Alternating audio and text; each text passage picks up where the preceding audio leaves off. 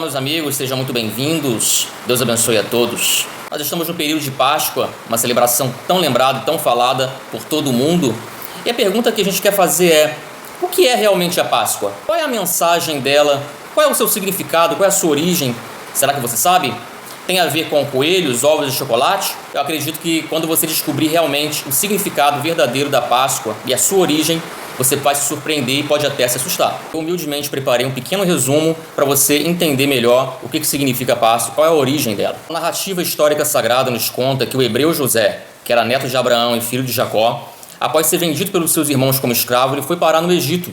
E no Egito ele serviu um homem chamado Potifar por muitos anos, até que ele também chegou à prisão após ser acusado injustamente. Curiosamente, José da prisão foi parar no palácio, diante da autoridade de Faraó, e José acabou caindo nas graças de Faraó, o que o tornou governador de toda a terra do Egito naquela época. José acaba se reencontrando com a sua família e logo em seguida os traz para a terra do Egito para os livrar da fome que atingia toda a terra naquela ocasião. Após toda aquela geração morrer, inclusive José e todos, os hebreus começaram a se multiplicar em número, e os egípcios, vendo como uma ameaça, começaram a escravizar os hebreus. E é claro, como todo escravo, eles sofriam muito com aqueles maus tratos que eles estavam passando. Muitos anos depois, Deus aparece a Moisés e ordena a Moisés, fala com ele para ir ao Egito a fim de libertar o povo de Israel daquela escravidão.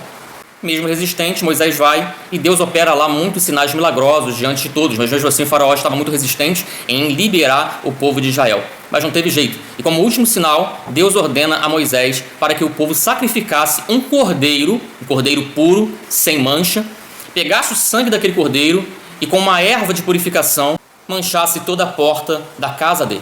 Deus disse que passaria por toda a terra do Egito com julgamento. E quando Deus visse a marca do sangue na porta, ele passaria por cima e não executaria o juízo naquela casa que tivesse a marca do sangue. Ou seja, onde houvesse a marca daquele sangue não haveria morte, não haveria praga alguma. E antes que isso acontecesse, Deus já havia ordenado: eu quero que vocês façam desse dia um memorial que vocês vão festejar durante gerações e gerações para lembrar desse dia, do que eu estou fazendo em libertar vocês da terra do Egito. Por isso a palavra Páscoa vem do hebraico Pessah, que significa passagem. Deus passaria pela terra e quando visse a marca do sangue, ele passaria por cima e não executaria o juízo naquela casa ou naquela família, entre aquelas pessoas. É interessante que essa palavra passagem acabou se referindo também à passagem da morte para a vida, de uma situação de escravidão e maus tratos para uma situação de liberdade, uma outra realidade. Em torno de 1500 anos depois, o tão esperado Messias, o Salvador, o ungido, o prometido, profetizado por vários profetas da antiga aliança, ele surge pregando o evangelho, surge fazendo a sua obra e o seu trabalho.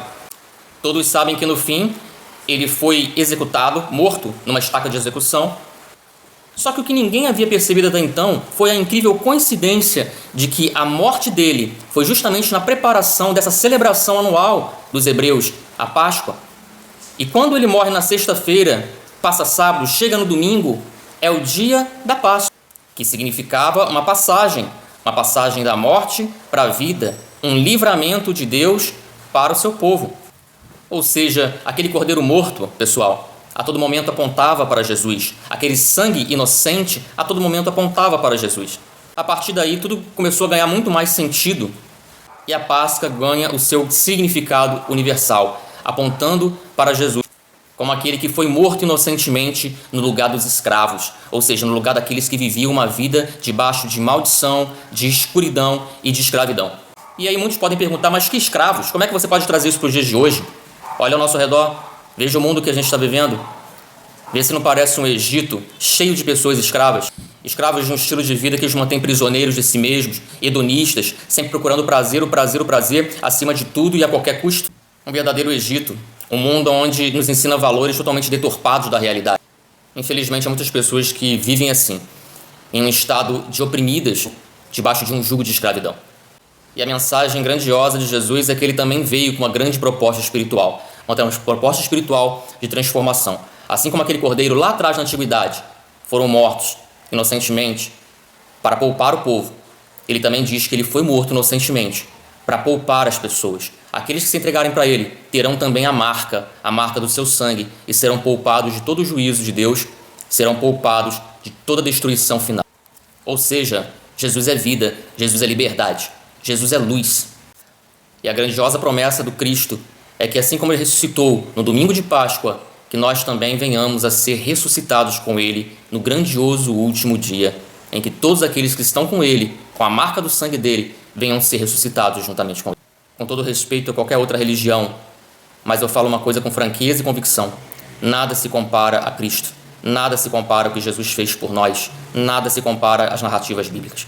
Que Deus te abençoe, feliz Páscoa, um forte abraço.